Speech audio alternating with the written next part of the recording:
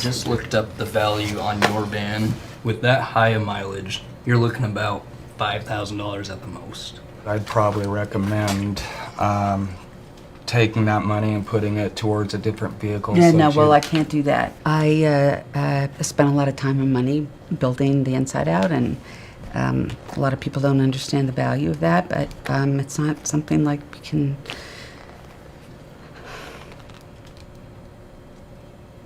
I live in there. It's my home.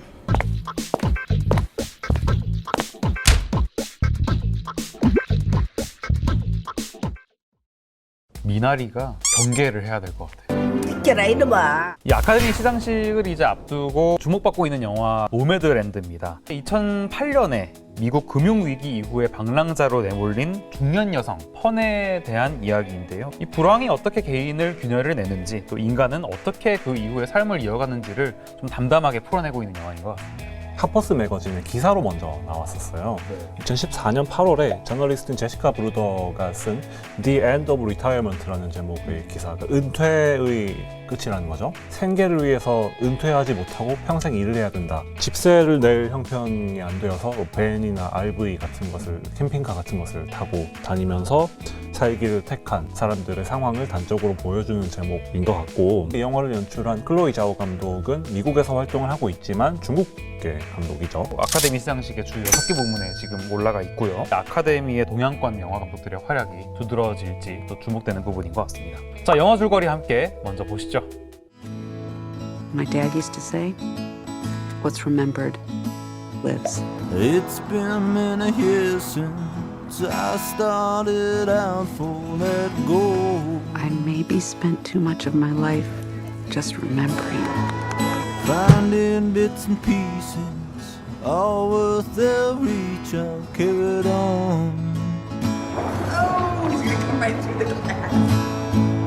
Driving down the highway, roll down the window, watch it go. What the nomads are doing is not that different than what the pioneers did. Whatever's in the breeze, keep me company when I roll. One of the things I love most about this life is that there's no final goodbye. Drifting, Let's just say I'll see you down the road.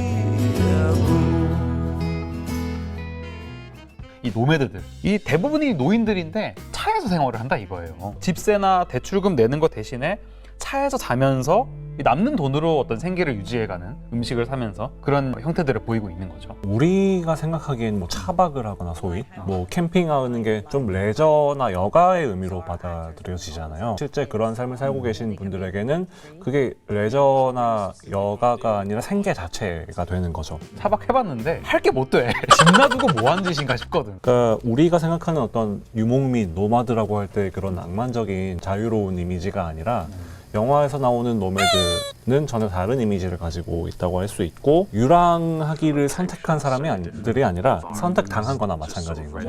살기 위해서 집세를 낼 수는 없지만 근근히 이제 임시직의 그런 계절적인 노동들을 해서 유차 유집이랑 최소한의 그런 어떤 생활비 정도를 부담할 수 있을 만큼 살면서 생계를 이제 이어가는 사람들. 기름값이 진짜 많이 들겠네요, 그럼. My mom says that you're homeless. Is that true? No, I'm not homeless. I'm just houseless. Don't worry about me, I'm okay. 무주택자라고 하더라도 홈리스인 건 아니다. 결국 이런 말인데, 어떤 남루한 새빵이라도 아니면 세관 가득한 트럭이라도 내게 안식처가 없는 것은 아니다. 이런 의미로 다가오고요. 네, 그러니까 물리적으로 고정되어 있는 형태의 집은 없지만 내가 몸으로 인식하고 마음으로 자각하고 있는 안식처는 있다라는 말이, 그러니까 어려운 환경에도 불구하고 얘가 여전히 살아가고 있다라는 약간의 낙관을 담은 의미처럼 들리기도 하는 면이 있고, 소공녀에도 약간 비슷한 말이 나오죠. 난 갈 데가 없는 게 아니라 여행 중인 거야. 난 갈 데가 없는 게 아니라 여행 중인 거야. 이솜이 했으니까 멋있게 들리지, 내가 했으면 되게 찌질했을 거야. 저 시합시합한 진짜. 영화의 이제 거의 모든 인물들은 배우가 아닙니다. 프랜시스 맥도만드가 연기한 펀과 데이빗 스트라턴이 연기한 데이빗이 이제 가공의 인물에 해당이 되는 거죠. 그 데이빗 스트라턴의 아들도 영화에서 데이빗의 아들로 출연을 해요. 그럼 나머지 사람들, 린다 메이나 뭐 스웽치나 뭐 밥이나 이런 사람들은 본인을 연기하는 거죠. 근데 엄청 잘해. I love this lifestyle. It is a lifestyle of freedom and beauty and connection to the earth. 자, 저는 이 배우의 이제 제발 화장한 모습을 보고 싶다. 프란시스 맥도먼드의 얼굴을 보면은 경제 대국의 미국? 아메리카 대륙을 보여주는 것 같다. 이런 느낌마저 들더라고요. 이제 프랜시스 맥도먼드가 영화의 제작자이기도 하고 원작 논픽션의 영화화 판권을 이제 가져오는데 굉장히 주도적인 역할을 했는데 그 프랜시스는 실제로 영화에 나오는 뭐 아마존 그 물류센터 풀필먼트 센터라든지 뭐 비트슈가 농장 이런 곳들 소위 계절성 노동 그냥 워홀이지. 연기한 게 아니라 실제로 거기에 고용이 되어서 일을 했다라고 합니다. 해병대 캠프 이런 데 가면 안 되잖아. 진짜 이때를 해야지. 그래야 어떤 진정성이 느껴지냐. 논픽션에 등장하는 노마드들이 실제로 출연을 했는데 처음에 프란시스 맥도먼드가 배우인 줄 몰랐다는 거예요. 그 이후로 이제 맥도먼드와 자연스럽게 함께 어울렸다 그러는데 이거 약간 좀 MSG 아닙니까? 영향을 너무 친 것 같아요. 영화 좀 좋아하시는 분들이라면 이 배우를 모를 리가 없겠지만 영화에서처럼 노매드로 살아가는 분들의 경우를 한번 가정을 해본다면 문화예술적인 측면에서 어느 정도 소외되어 있을 수밖에 없다라는 생각도 저의 기준에선 해보게 되는 것이 있고 그리고 이 영화 제작비도 순제작비가 한 1천만 달러에 불과하거든요. 그러니까 제작비가 적은 이유 중에 하나가 실제로 일을 하면서 돈을 벌었기 때문일 수도 있는 거죠. 배우를 갈아서 만든 영화네. I need work. I like work. 어떤 굉장히 어떻게 보면 감정의 과잉으로 흐르기 쉬운 주제였다 이런 생각도 들어요. 그런데도 이 극단으로 흐르지 않고 유랑자들의 삶을 굉장히 여과 없이 담아냅니다. 뭐 아들을 잃은 방랑자도 있고 어떤 미래를 잃고 술에 쩔어 사는 히피들도 있고 아니면 뭐 시한부 선고받고 마지막 여행 떠나는 할머니도 있고 이런 여러 사람들을 만나면서 만남과 헤어짐이 반복이 되는데 마치 저는 그걸 보면서 노매드들의 삶이라는 게 어쩌면은 직선이 아니라 순환을 하는 게 아닐까, 돌고 도는 게 아닐까. 그래서 실제로 영화 대사에서도 노매드들끼리는 영원한 헤어짐이 없다고 하는 대사가 나오잖아요. There's no final goodbye. Drifting.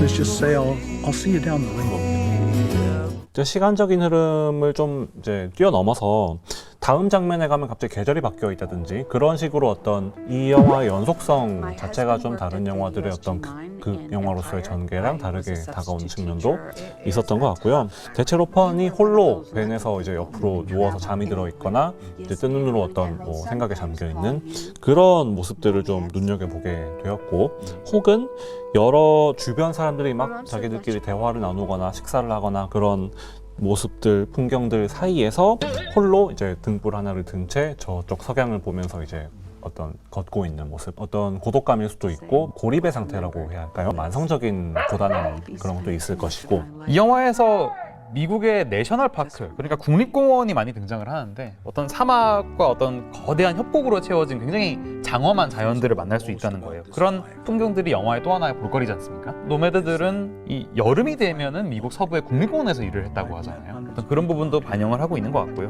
굉장히 황량한 주차장이라든지 쓰레기가 널브러진 야영지, 어떤 그런 장면들은 굉장히 위대하고 장엄한 자연 풍광과는 극명하게 대조가 된다는 거예요. 근데 원작자 브루너는 그런 공간들이 노매드들에게 허락된 유일한 자유와 같은 공간이다. 일종의 자유다. 이렇게 묘사를 하고도 있습니다. 미나리가 어떤 이민자의 과거를 보듬는 영화라면은 노매드랜드는 광야에서 방황하고 있는 현대 미국인들을 위로하고 있다. 이렇게도 보이는 것 같습니다. 또 미나리도 그렇고 노매드랜드도 그렇고 미국의 어떤 풍경이 주는 힘과 아름다움이 확실히 있는 것 같고 그 안에서의 씁쓸함도 같이 담고 있는 것 같습니다.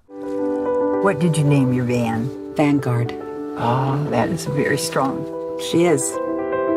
주인공이 타고 다니는 벵가드, 이름을 벵가드로 붙였잖아요. 아방가르드에서 온 말인데 이 아방가르드는 어디서 왔느냐? 전치사 아벙에서 왔단 말이에요. 모모의 앞에 있다는 거죠. 그렇죠. 선구자적인 어떤 의미를 담고 있는 거죠. 그래서 실제로 미국 최초의 인공위성 발사체 로켓 이름도 벵가드였다고 하잖아요. 그러니까 그 자체로 홈이라는 공간적인 의미가 있기 때문에 펀이 이제 벵가드라고 이름 붙인 벤도 내부를 잘 보면 뭐 예컨대 부모님에게 물려받은 낡은 이제 접시 세트라든지 뭐 수납장 그런 것들을 나름대로 굉장히 잘 활용해서 생활 공간을 구축을 하고 있는 거죠. 촬영이 끝나면 집이 아니라 벤에 가서 잤다 하잖아요. 또 미술팀이 준비한 어떤 영화의 소품이 아니라 개인적인 물건들로 이 벤을 채웠다는 겁니다. 네, 영화 노매드랜드 가지고 오늘 또 팝콘 가게 얘기 좀 해보겠습니다. 의식주에서 주를 돌아보게 만드는 영화다. 의는 옷이잖아요. 형체가 있어요. 먹는 것도 음식이어야 돼요. 형체가 있지만 주는 어떻게 보면은 나에게 안식처가 되는 어떤 공간이 있으면 그게 또 집이 아닐까라는 생각을 해봤거든요. 그 의식주 중에서 주라는 것이 과연 나에게 무엇인가에 대해서 각자 생각해보는 계기가 됐으면 좋겠다 이런 생각을 해봤습니다.